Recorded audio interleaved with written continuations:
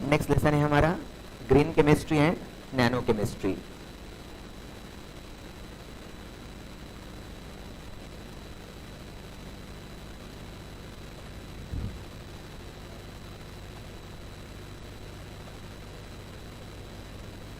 Board में इस पर मार्क है।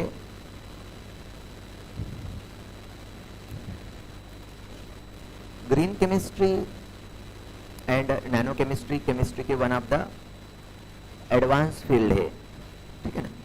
जैसे अभी हमने प्रीवियस क्लास में पॉलीमर पढ़ा, ठीक है ना। Polymer is one of the advance branch of chemistry. वैसे ही अप्लाइड केमिस्ट्री के अंदर में green chemistry and nano chemistry ये एक बहुत बड़ा टॉपिक है। भविष्य में जब भी आप पढ़ोगे केमिस्ट्री तो ये बहुत बड़ा टॉपिक रहेगा। तो जस्ट हमें एक आइडिया दिया है कि ग्रीन केमिस्ट्री क्या होती है, नैनो केमिस्ट्री क्या होती है। नैनो टेक्नोलॉजी तो बहुत ही एडवांस चल रही है अभी। जितने भी रिसेंट रिसर्च हो रहे हैं केमिस्ट्री के अंदर में, बहुत सारे रिसर्च नैनो केमिस्ट्री को लेकर हो रहे हैं। आपने नैनो पार्टिकल वर्ड सुना होगा, नैनो पार्टिकल। तो बहुत सारी जो रिसर्च है उस पर हो रही है अभी। तो एक हमें एक आइडिया दिया गया है कि क्या होती है green chemistry and nano chemistry. Totally theoretical topic है, टोटली थियोरेटिकल। जस्ट आप एक बार उसको रीड आउट भी कर लोगे तो भी समझ जाएगा। उसमें कोई ऐसा कंफ्यूजन क्रिएट हो जाए ऐसा कुछ भी वहाँ पर नहीं है। ओके, फिर भी एक बार हम लोग देख लेंगे, क्योंकि जब भी आप पढ़ोगे उसको रीड करोगे तो कोई दिक्कत ना हो। तो हम लोग साथ में मिलकर पढ़ लेते हैं, क्योंकि आप घर पर पढ़ोगे पता नहीं, तो यहीं पर पढ़ लेंगे उसको। ग्रीन केमिस्ट्री का मेन एम है ग्रीन केमिस्ट्री। नाम से समझ में आ रहा है, environment friendly chemistry, green chemistry. अब जब भी बात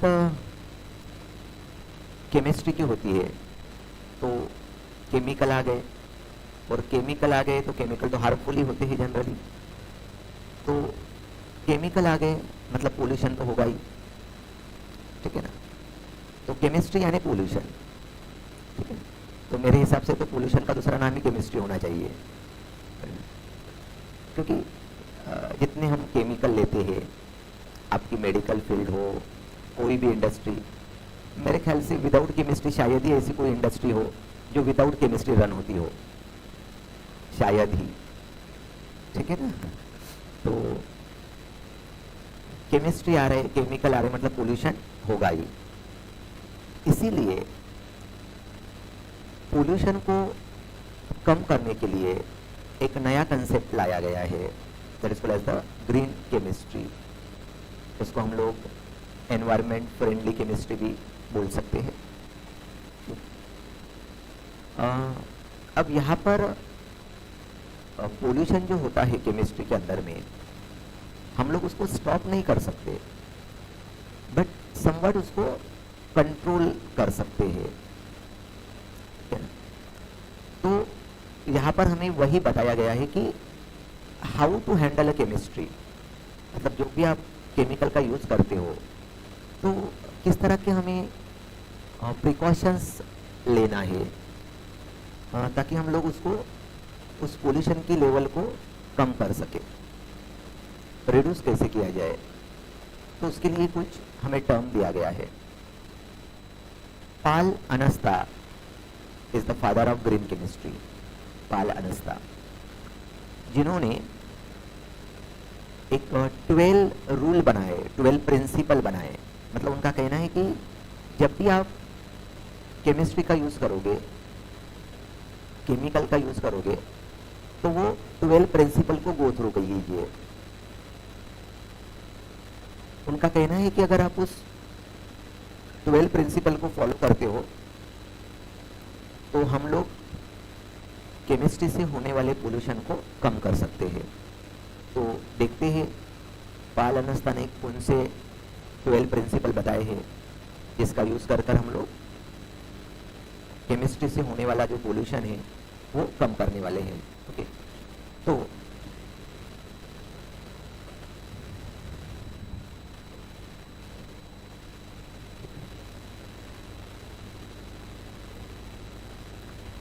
पाल अनस्ता give the 12 principle of the reduce the pollution to develop the sustainable life, sustainable development. Definition of green chemistry बहुत बार एग्जाम में पूछ चुका है, क्योंकि ध्यान में रखिएगा लेसन थेराटिकल है, मार्क बहुत कम है, इसलिए क्वेश्चन एक डिफाइन क्वेश्चन होते हैं, एक दो डेफिनेशंस होते हैं. Okay, so definition of green chemistry, book होगा तो अंडरलाइन कर लीजिए, नहीं होगा तो लिख लीजिए. Green chemistry is the use of chemistry for the pollution prevention by the environmentally conscious design of the chemical products and the process that reduce और एलिमिनेट द यूजेस और generation of the hazardous substances. ठीक है ना, हम उसी पर बात कर रहे हैं. ग्रीन केमिस्ट्री का यूज कर क्या करने वाले हैं? पोल्यूशन कम करने की कोशिश करने वाले हैं हम लोग, हजार्डस केमिकल को कम करना, ये मेन प्रिंसिपल है. So this is the definition of green chemistry.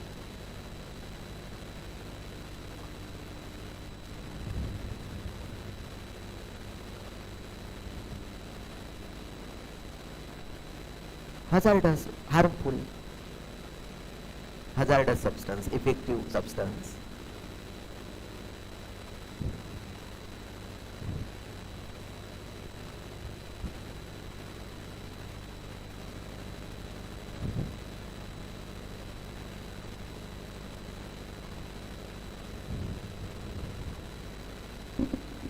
इससे एनर्जी भी सेव हो जाएगी, बहुत सारे चीज़ों को हम सेव कर पाएंगे ये 12 प्रिंसिपल का यूज़ करते हैं. तो impact of energy crisis, pollution and save the natural resources. Main M क्या है हमारा? नेचुरल ग्रीन केमिस्ट्री या ग्रीन चीज़, ग्रीन एनवायरनमेंट, ग्रीन रिजोल्यूशन, इसका सभी का मीनिंग क्या है? ठीक है ना, save nature. So the natural जो रिसोर्सेज है उसको सेव किया जाए.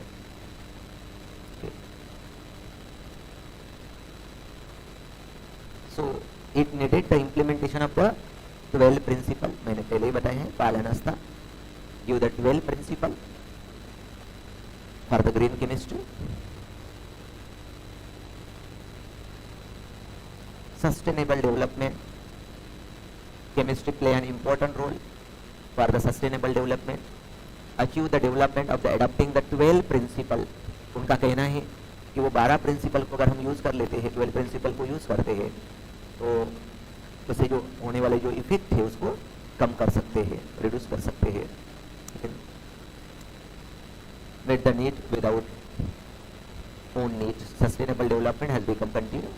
So one by one देखते हैं हम लोग 12 principle, principle of green chemistry. आप यहाँ पर देखोगे नियर अबाउट सभी प्रिंसिपल एक दूसरे से सिमिलरिटी देखेंगे आपको.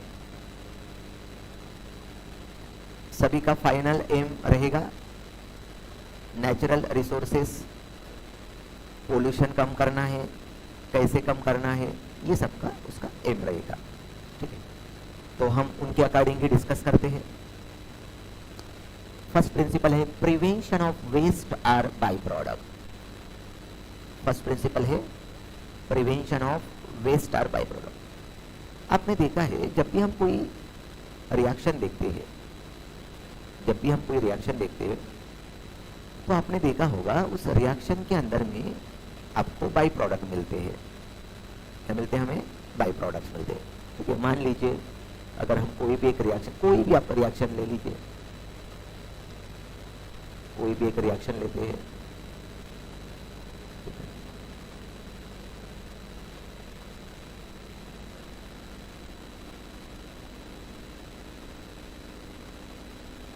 तो ये हुए हमारे बाई प्रोडक्ट और ये हुआ हमारा मेन प्रोडक्ट. एक हम हमारी रेगुलर रिएक्शन लेकर समझने की कोशिश कर रहे हैं.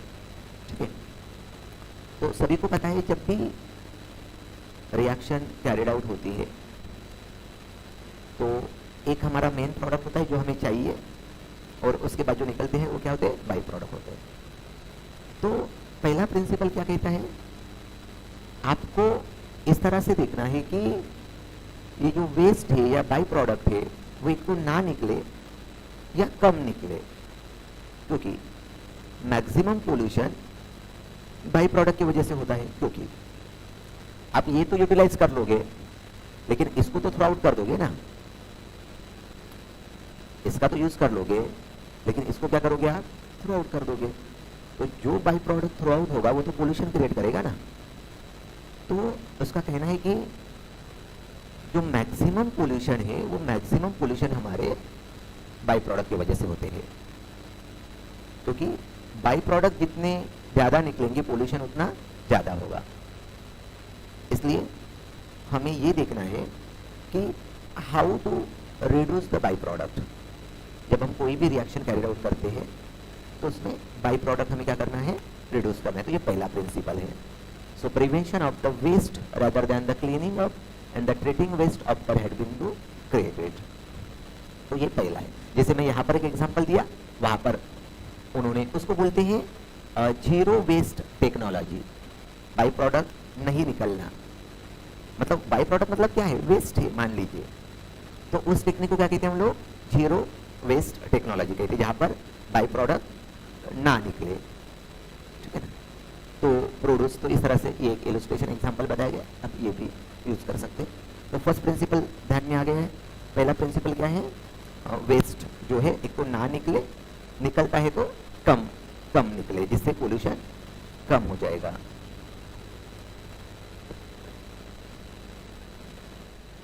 तो ये था हमारा first principle, prevention of waste or by product. उसके बाद सेकंड प्रिंसिपल है एटम इकोनॉमी, एटॉमिक इकोनॉमी। अब ये एटॉमिक इकोनॉमी क्या होती है, सेकंड प्रिंसिपल है हमारा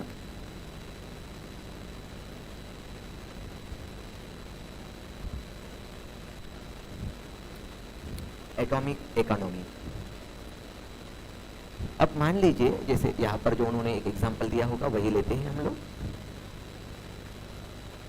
ठीक है।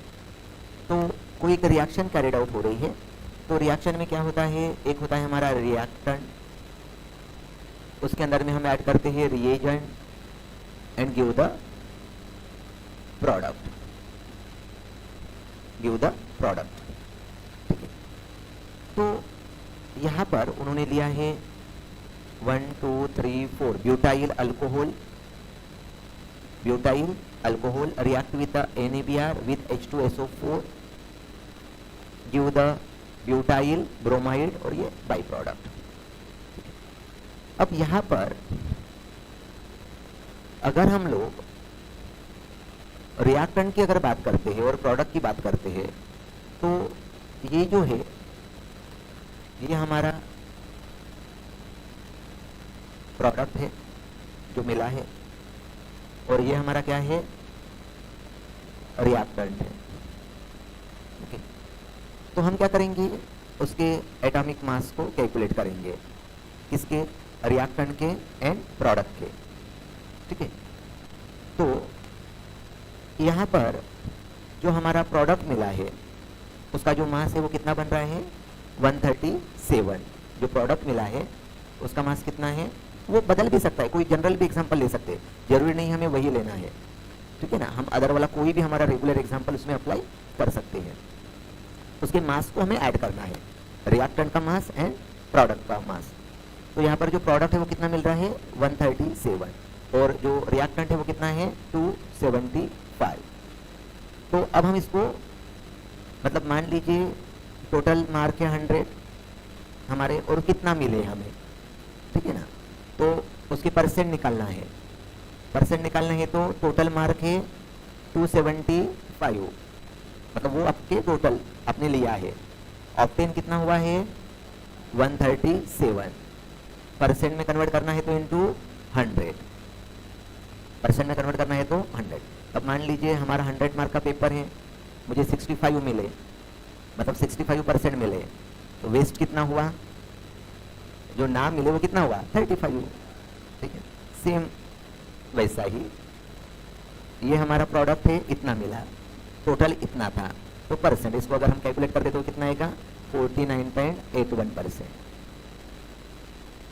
मतलब क्या हुआ, आप जो रिएक्शन कैरिड आउट कर रहे हो उसकी एटॉमिक इकोनॉमी ओनली 50% है। ओनली कितनी परसेंट है, अप्रोक्सीमेट कितनी परसेंट है, 50%। मतलब जो आप रिएक्टेंट ले रहे हो और उससे जो आप प्रोडक्ट प्रिपेयर करने जा रहे हो वो रिएक्टेंट आपको सिर्फ प्रोडक्ट 50% दे रहा है, मतलब वेस्ट कितना हुआ, टोटली 50 वेस्ट हुआ है। तो वाल अनस्ता कहता है आपको इन चीजों को देखना है कि जो आप रिएक्टेंट लेने जा रहे हो और जो आपको प्रोडक्ट मिलने वाला है उसका रेशियो क्या है। आपको इसकी स्टडी करना पड़ेगा जिससे आपको पता चलेगा कि वेस्ट कितना हो रहा है उसके अंदर में। तो सेकंड चीज बता रहा है वो एटॉमिक इकोनॉमी। तो हमें इस चीज को बदल, तो ध्यान में रखिए ये बदल होने के लिए ये हमारे 400-500 साल की मेहनत है जो केमिस्ट्री चल रही है। ये आज की डिस्कवरीज नहीं है, ये रिएक्शन आज की नहीं है, ठीक है ना। परिवर्तन के लिए टाइम लगेगा, बस वो हमें समझाने की कोशिश कर रहा है कि हमें किस लेवल पर थिंक करना है ताकि हम पोल्यूशन को कंट्रोल कर सके। उनका कहना है जो हो गया वो तो हो गया, लेकिन जो अब हम नई चीजें करने जा रहे हैं उसमें तो भी हम इन चीजों का ध्यान रखें कि इसको किस तरह से रिड्यूस किया जाए ताकि और ज्यादा पोल्यूशन ना हो। तो उन्होंने कंसेप्ट रखा है कि हमें किस तरह से थिंक करना है, सोचना है। तो हमें ये भी चीज सोचना पड़ेगा कि जो आप रिएक्टेंट ले रहे हो और जो प्रोडक्ट मिल रहा है उसमें 50% का डिफरेंस आ रहा है, ठीक है ना। उस वक्त तो हमने उतना नहीं सोचा था जब ये बनी, 300 साल पहले जब बनी तो इतना थिंक थोड़ा ना किए थे हम लोग, तब तो ग्रीन ही ग्रीन था सब कुछ, तो ग्रीन के बारे में तो सोचना ही नहीं पड़ा। एक्चुअली हम ग्रीन सोचने के लिए बहुत लेट हो गए, मतलब जब बहुत ज्यादा विनाश होने लगा तब हम ग्रीन पर सोचने लगे, क्योंकि हम लोग डेवलप करते करते भूल गए कि नेचर को भी साथ में लेकर चलना पड़ता है। तो इंसान सबसे बड़ी गलती क्या किया, सामने बढ़ने के चक्कर में नेचर को भूल गया। अगर नेचर को साथ में लेकर चलते तो आज हमें ये टॉपिक ना पढ़ना पड़ता। अगर आज हमें ये टॉपिक पढ़ना पड़ रहा है इसका मतलब कहीं ना कहीं हम लोग आगे बढ़ने के रेस में नेचर को भूल गए। और जब ये इतना सब कुछ होने लगा तब हमें पता चला कि नहीं, नेचर रहेगा तो ही हम रहेंगे, ठीक है ना। एक समय पर तो इंसान खुद को भगवान समझने लगा था, अब कि उसको लगता है कि टेक्नोलॉजी यानी सब कुछ है, ठीक है। ऐसा नहीं है, नेचर को साथ में लेकर चलना पड़ता है, क्योंकि नेचर नहीं रहेगा तो हमारी टेक्नोलॉजी या जो कुछ भी हम करने जा रहे हैं उसके एक लिमिटेशंस है और वो एक ना एक दिन सब कुछ रुकेगा। तो ये जब समझ में आ गया हमें, तब जाकर कभी हम इस चीज को पढ़ रहे हैं, ठीक है। चलिए, हाँ क्या बेटा, हाँ ना, ये इतना परसेंट मिला आपको प्रोडक्ट, मतलब डेफिनेट उतना वेस्ट चला गया ना, मतलब 50% ही मिला आपको। आपने इतना रिएक्टेंट लिया, आपको इतना ही प्रोडक्ट मिला, मतलब उतना वेस्ट चला गया ना। तो वो बोल रहे हैं हमें इन चीजों पर सोचना पड़ेगा कि इतना वेस्ट ना जाए। उसके बाद थर्ड प्रिंसिपल बता रहा है वो less hazardous chemical synthesis. Less hazardous chemical synthesis, less harmful बोल सकते हैं, हजार्डस यानी हार्मफुल। जब केमिकल की बात होती है तो आपको पता है कितने भयानक केमिकल है। साइनाइड सुना है आप लोगों ने, ठीक है ना। किस किस तरह के केमिकल नहीं है, हमारे एसिड्स होते हैं, sulphuric acid, nitric acid, hydrochloric acid, हाथ पर जल पड़ गए तो हाथ जला देते हैं, ठीक है। तो इतने हार्मफुल केमिकल निकलते हैं जिसके स्किन की प्रॉब्लम, कैंसर, क्या क्या नहीं होता है, ठीक है ना। तो थर्ड प्रिंसिपल बता रहे हो, आप जब कोई भी केमिकल का आविष्कार कर रहे, बना रहे हो, वो कैसा होना चाहिए, लेस हजार्डस होना चाहिए। मतलब हजार्ड केमिकल है तो हजार्डस रहेगा नहीं ऐसा तो बोल नहीं सकते। मैंने स्टार्टिंग में बोल दिया है केमिस्ट्री है मतलब पोल्यूशन आ गया, और केमिकल है तो कम या ज्यादा तो हार्मफुल रहेगा ही, तो वो केमिकल है। ध्यान में रखिएगा, केमिकल का एक पार्ट अगर आपको बेनिफिट देगा तो दूसरा पार्ट कुछ ना कुछ अफेक्ट करेगा। आप मेडिसिन ईट कर रहे हो, ठीक है ना, एक पार्ट आपको रिलीफ दे रहा है, लेकिन जो उसका कोटिंग मटेरियल है वो कहीं ना कहीं तो आपके बॉडी में डिपॉजिट हो रहा है ना। तो कुछ ना कुछ तो इफेक्ट करेगा ही ना, ऐसा हम नहीं बोल सकते कि करेगा नहीं। तो केमिकल है वो, तो केमिकल है तो हजार्डस नहीं रहेगा, ये तो वर्ड हम बोल नहीं सकते, ठीक है ना। तो कुछ पार्ट आपको अगर फायदे के लिए रहेगा तो कुछ पार्ट उसका लॉस भी रहेगा। तो बोल रहे हैं लेस हजार्डस केमिकल सिंथेसिस। अब जो भी केमिकल बनाने जा रहे हो वो कैसे रहे, लेस हजार्डस रहे। Design chemical reactions and the synthesis of the route should as safe as possible. वो वर्ड मैंने पहले ही कहा है, केमिकल है तब ये नहीं बोल सकोगे कि पोल्यूशन फ्री बनेगा, बिल्कुल नहीं, ठीक है ना। इसलिए उन्होंने वर्ड मेंशन किया है, ठीक है ना। कोशिश करना है हमें, टाइम लगेगा। जैसे अगर इतना बढ़ने के लिए 300-400 साल लगे, आने वाले 100 साल में कम कर पाए तो भी ठीक है। स्टार्ट तो करना पड़ेगा ना कहीं स्टार्ट करना पड़ेगा। पहले हम लोग मस्त केमिकल का खाए, अब बोलते हमें ऑर्गेनिक वाला चाहिए। ऑर्गेनिक फार्मिंग आप सुनते हो ना, ऑर्गेनिक फल, ऑर्गेनिक, ठीक है ना, हाँ ऑर्गेनिक वेजिटेबल, ठीक है ना। तो पहले हम लोग केमिकल को बढ़ाए, अब हम बोलते हैं हमें ऑर्गेनिक चाहिए, तो अब टाइम तो लगेगा वो चीज़ को, ठीक है। सो लेस हजार्डस, जैसे अभी हमने हैलोजन डेरिवेटिव में देखा था DDT, one of the harmful chemical mosquito flies के लिए जो यूज़ किया जाता था, DDT पाउडर, DDT कितना हार्मफुल है वो मैंने ऑलरेडी उस लेसन में बताया है। इकोसिस्टम में मिक्स होता है, आपने वो पाउडर डाल दिए, वो पाउडर सॉइल में मिक्स हुआ, वहाँ पर ग्रो होने वाले प्लांट में गया, प्लांट को जो भी खाएगा उसमें गया, उनको जो भी खाएगा उसमें गया। So direct indirectly that will be mix in the ecosystem, ठीक है ना। तो डायरेक्ट इनडायरेक्टली वो कहाँ पर मिक्स हो जाएगा, इकोसिस्टम में मिक्स हो जाएगा, ठीक है ना। तो इस तरह के हार्मफुल जो केमिकल है उसको यूज नहीं करना है हमें। Was use insecticide and which is effective control in the diseases, like इस तरह के इसके लिए यूज करते थे।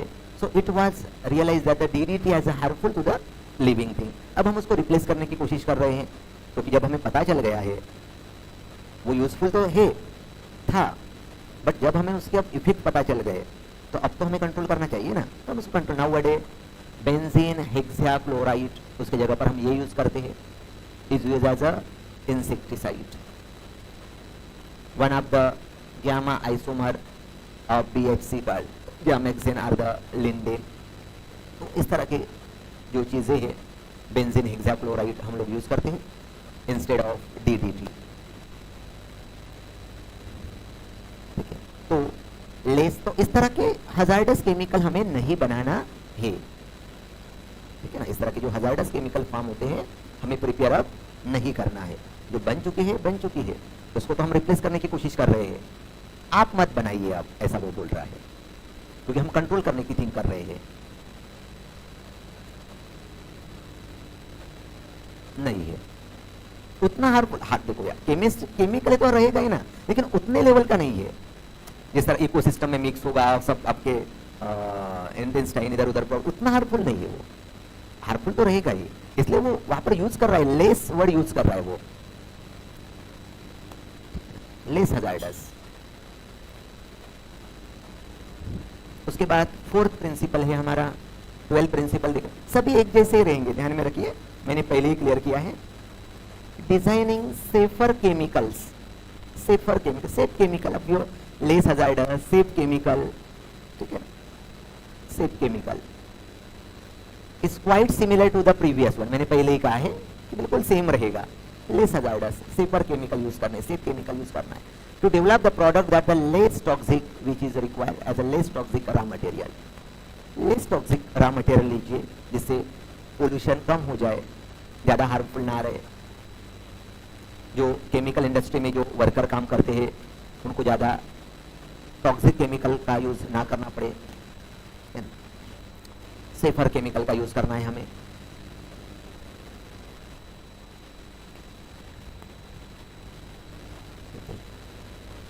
वहां पर वो एक एग्जांपल लिया, एडिपिक एसिड वगैरह जो पॉलीमर इंडस्ट्री में यूज करते हैं उसको रिप्लेस करना है।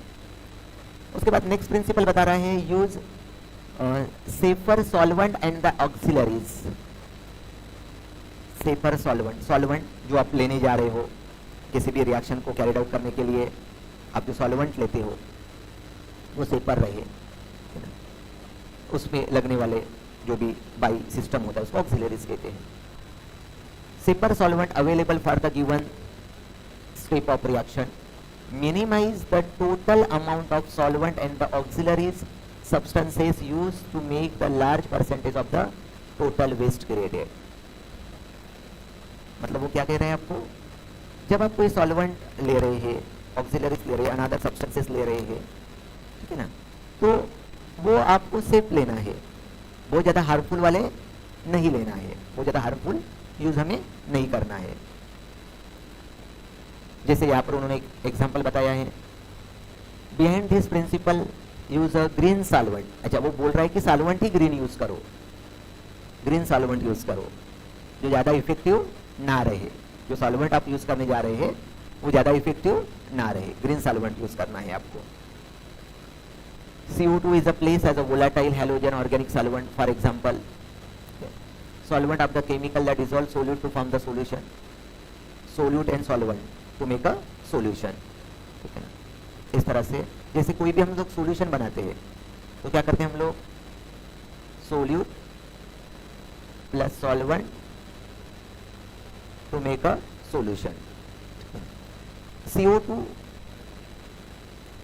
place of the volatile organic solvent, for example CH2, Cl2, CH, Cl3, ये डेरिवेटिव्स है मीथेन के, हाइड्रोजन को निकालो, हेलोजन को ऐड करो, ठीक है ना। So chemical synthesis and other purpose, solvent as a chemical that dissolve solute and form the solution. Water is a safe being as a solvent while the dichloromethane is a hazardous. Definitely chemical रहेगा तो hazardous रहेगा ही, ठीक है ना। और अगर आप उसमें H2O लेते हो तो वो हजार्डस नहीं, लेकिन सभी रिएक्शन पर हम ये तो अप्लाई नहीं कर पाएंगे ना, क्योंकि जरूरी नहीं है कि हर कोई सोल्यूट H2O में डिसॉल्व हो जाए, हर कोई सोल्यूट तो H2O में डिसॉल्व नहीं होता है ना, ठीक है ना। तो लेकिन वो बता रहा है कि आपको उस तरह की कोशिश करना है, देखना है कि जो आप सॉल्वेंट यूज करने जा रहे हो वो लेस हजार्डस रहे, क्योंकि अगर वो लेस हजार्डस रहेगा तो प्रोडक्ट पर ज्यादा इफेक्ट नहीं होगा।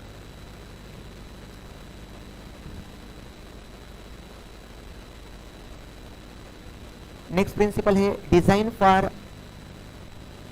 Energy efficiency. ये सब हमारे इंफॉर्मेशन पॉइंट ऑफ व्यू के लिए है जो भी हम पढ़ रहे हैं, ठीक है ना। मार्क पॉइंट ऑफ व्यू के लिए 2-3 डेफिनेशन पूछते हैं जो मैं बताऊंगा बाद में, लेकिन एक बार हम लोग पढ़ रहे हैं उसमें क्या लिखा गया है, ठीक है। Design for energy efficiency, energy efficiency, ठीक है। रिएक्शन कम टाइम में हो, अगर टाइम कम लगेगा तो रिसोर्सेस कम लगेंगे। अगर मान लीजिए किसी रिएक्शन को आप प्रोडक्ट में कन्वर्ट करने के लिए 10 आवर आपको हीट करना पड़ रहा है और वो आपकी 3 या 5 आवर में हो रही है, तो डिफरेंस तो क्रिएट होगा ही ना उतने टाइम का, okay? तो design for the energy efficiency, इस तरह के इंस्ट्रूमेंट बनाइए जो एनर्जी क्या हो, इफिशिएंसी हो, एनर्जी इफिशिएंसी रहे। So chemical synthesis should be design to minimise use of energy, minimum use करना है हमें एनर्जी का, ऐसे हमें डिजाइन करना है। वो ये नहीं बोल रहा है कि बनकर है, पहले से है ऐसे नहीं बोल रहा है, ये हमें ध्यान में रखे। ये 12 प्रिंसिपल हम अप्लाई करने वाले हैं, हम अप्लाई करने वाले हैं। उसने प्रिंसिपल बताया, उसमें एक एग्जाम्पल बताया कि कैसे करना है। उनका कहना है कि जब भी आप भविष्य में कुछ करोगे तो इनका यूज कीजिए, इन स्टेप को फॉलो कीजिए। So it is better to minimise the energy carrying the reactions to the room temperature and the pressure. कोशिश करो कि आपकी रिएक्शन रूम टेम्परेचर पर चले, एक्स्ट्रा एनर्जी देने की जरूरत ना पड़े, एक्स्ट्रा प्रेशर की जरूरत ना गिरे। जैसे आप देखिए जब भी रिएक्शन लिखते हो, लिख लेते हो 433 केल्विन टेम्परेचर, इसका मतलब क्या है, आपको इतना टेम्परेचर देना पड़ा ना, तो वो रिएक्शन में। और शायद ही ऐसे रिएक्शन से जहां पर आप टेम्परेचर नहीं लिखते हो, मतलब हीट एक बेसिक टर्म हो गई है, हीट देना, ठीक है ना। तो उतनी एनर्जी तो लग रही है, तो वो वही बता रहा है कि आपको हमें कोशिश करना है by using the proper catalyst, micro organism और the organic synthesis, renewable material, इनका यूज करना है। बाय यूजिंग दैट वन हमें उसको कम करना है। Design for the energy efficiency. उसके बाद नेक्स्ट प्रिंसिपल है हमारा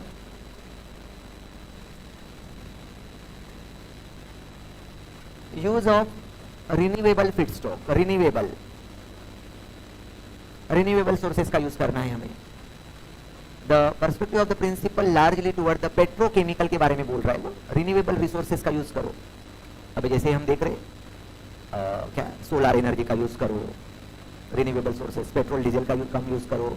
अभी हम लोग इलेक्ट्रिकल गाड़ियां लेना शुरू कर दिए हैं, ठीक है ना। अब मैक्सिमम आप देख रहे हो इलेक्ट्रिकल गाड़ी हम ले रहे, एक घर के साइड में आपको दिख ही जाएगी, ठीक है। हम यूज करने लगे हैं अब।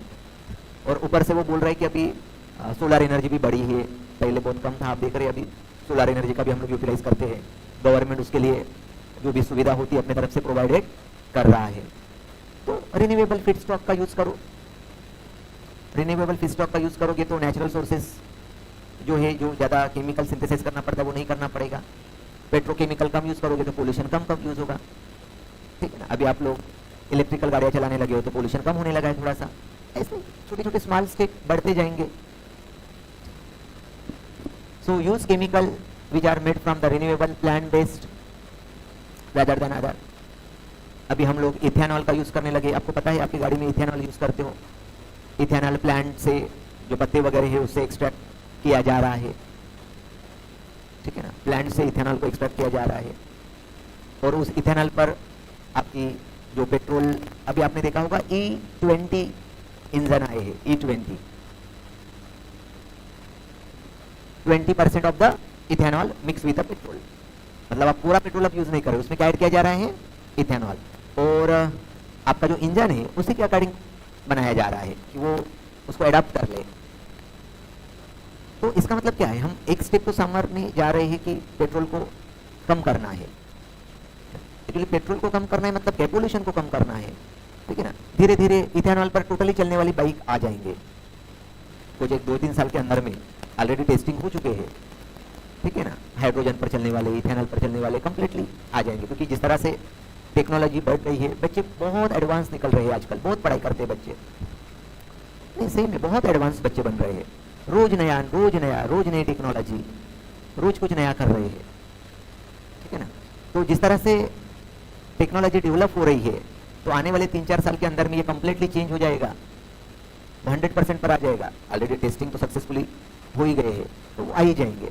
बस परिवर्तन होने के लिए टाइम लगेगा, लेकिन हो जाएगा। तो इस तरह से हमें use of the renewable feedstock का यूज करना है। उसके बाद 8 प्रिंसिपल है रिड्यूस डेरिवेटिव। अब रिड्यूस डेरिवेटिव का मीनिंग क्या है, मान लीजिए आप कोई रिएक्शन कैरिड आउट कर रहे हो, ए बी में बदल रहा है, बी सी में बदल रहा है, सी डी में बदल रहा है। ये आपका रिएक्टेंट लिया और ये प्रोडक्ट मिला। कितने स्टेप चले, first, second and third step. जितने स्टेप बढ़ेंगे उतना पोल्यूशन बढ़ेगा, उतना वेस्ट निकलेगा। हर स्टेप में एनर्जी, हर स्टेप में वेस्ट। तो वो क्या कह रहा है, रिड्यूस डेरिवेटिव। मतलब आप ये कोशिश करो कि how to directly convert A into to D. Thermodynamic में पढ़ चुके हैं हेसेस लॉ, अब हम पढ़ने वाले ऑलरेडी, वो आपको 11th में था हेसेस लॉ पढ़ेंगे। याद आया किसी को, 11th में था, आपने थर्मोडायनामिक पढ़ चुके हैं, ठीक है। अभी वो 12th में है हमें बोर्ड में, तो हम पढ़ेंगे उसको। रिड्यूस डेरिवेटिव, जितने स्टेप कम लगेंगे उतनी एनर्जी सेव हो जाएगी, उतना वेस्ट कम निकलेगा। तो इस प्रिंसिपल का जो मीनिंग है वो ये है, reduce derivative to minimisation of the step. हमें ये थिंक करना है कि किस तरह से स्टेप को कम किया जाता है, कम करना है। जितने स्टेप कम लगेंगे, जैसे यहाँ पर उन्होंने एक एग्जांपल बताया है, ये जैसे इतने स्टेप में कन्वर्ट हो रहा है तो उतना पूरा वेस्ट लगेगा। और इस तरह के आपने तो ऑलरेडी अल्डिहाइड कीटोन में देखा है, 3-3, 4-4 स्टेप के रिएक्शन से। तो जितने ज्यादा स्टेप चलेंगे उतना तो वेस्ट बढ़ता जाएगा। यूज ऑफ कैटालिस्ट, ये तो सभी को पता है। कैटालिस्ट इज अ सब्सटेंस, क्या करता है, to increase the rate of reaction, ठीक है ना। तो कैटालिस्ट का यूज वैसे भी हम करते आ रहे हैं, तो उसका कहना है कि आप और अच्छे से कैटालिस्ट का यूज करो, ताकि जितनी रिएक्शन फास्ट होगी उतने आपके सोर्सेस कम लगेंगे, जो आउटर जो सोर्सेस है वो क्या लगेंगे, कम लगेंगे, ठीक है ना। तो आपको कैटलिस्ट का यूज करना है, और वैसे भी हम कैटलिस्ट का यूज करते ही है बहुत सारे रिएक्शन में। देखिए एरो पर हम लिखते हैं निकेल, कॉपर, पैलेडियम, तो ये क्या है, सब कैटलिस्ट है। तो कैटलिस्ट का यूज करना है हमें। उसके बाद है design for degradation. Design for degradation मतलब जो भी बाई प्रोडक्ट क्रिएट हो रहा है रिएक्शन के अंदर में, उसको बाहर निकलने की जरूरत ना करे, वो डिग्रेड हो जाए, तभी के तभी डिग्रेड हो जाए। अब उसको मैं आपको समझाऊंगा। जैसे आपने हॉस्पिटल में अगर इंजेक्शन लेते हैं तो आपने देखा होगा उसके सामने एक डब्बा रखा होता है, जो निडल होती है उसको क्रश कर देते हैं, मेल्ट हो जाती है, देखा है अभी आज मतलब कोई फेंकते हैं, कोई डॉक्टर रखते हैं, वो जो निडल होती है ना उसको क्या किया जाता है, उसमें क्रश तभी के तभी क्रश किया जाता है। तो क्या हुआ, वो मेल्ट हो गया, मतलब वो नेचर में उसको हमने मिक्स आउट नहीं किया है, वो डिग्रेड कर दिया उसको।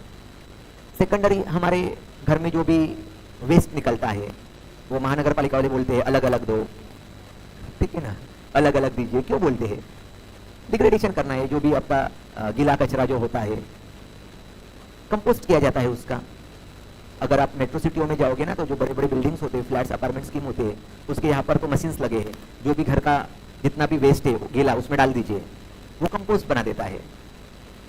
वो क्या कर देता है, उसका कंपोस्ट कन्वर्ट कर देता है। मतलब क्या होगा, डिग्रेडेशन, मतलब वो नेचर में भी नहीं गया, पोल्यूशन भी नहीं हुआ, यूटिलाइज। तो उसका बोलना है कि डिजाइन फॉर द डिग्रेडेशन। इस तरह के आप लोग सिस्टम बनाइए कि वेस्ट बाहर ना निकले, बहुत ज्यादा डिग्रेड हो जाए, ठीक है ना, डिग्रेडेशन करना पड़े। Chemical degrade can be discarded easily, discard हो जाए, ठीक है ना।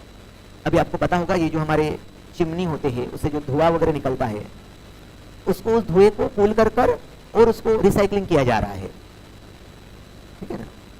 ऐश फ्लाई वगैरह जो है तो वो गिरता है, तो अभी कोशिश शुरू है उनकी कि उसको किस तरह से कंट्रोल किया जाए। तो उससे क्या होगा, ये जो टॉक्सिक प्रोडक्ट वगैरह है जो बाहर नहीं निकलेंगे, ठीक है। ये तो अभी मैंने जो आपको हाउस होल्ड सिस्टम जो है ये सभी को पता है, अलग अलग डिवाइड करो, गीला कचरा, सूखा कचरा वगैरह। Real time analysis and the pollution prevention. Real time analysis, real time analysis मतलब क्या है, मान लीजिए इसको 1 आवर लगा, इसको 2 आवर लगा, उसको 1 आवर लगा, हर टाइम में एनालिसिस करो और कोशिश करो किस स्टेप में ज्यादा पोल्यूशन हो रहा है।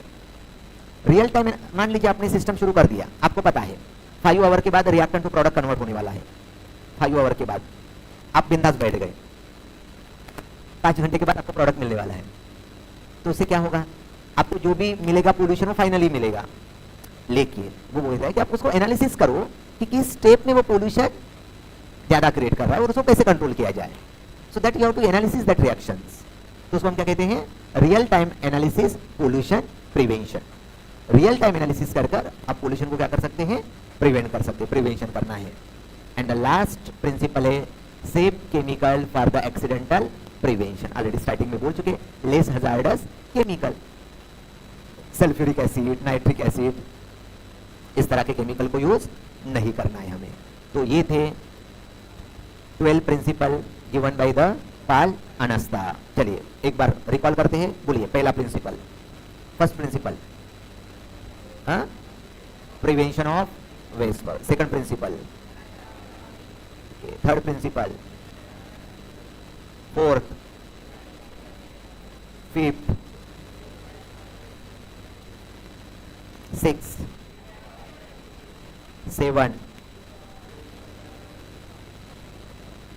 8, 9, 10, 11 एंड 12। गुड। तो ये थे हमारे 12 principle for the sustainable development of the green chemistry given by the Paul अनस्ता।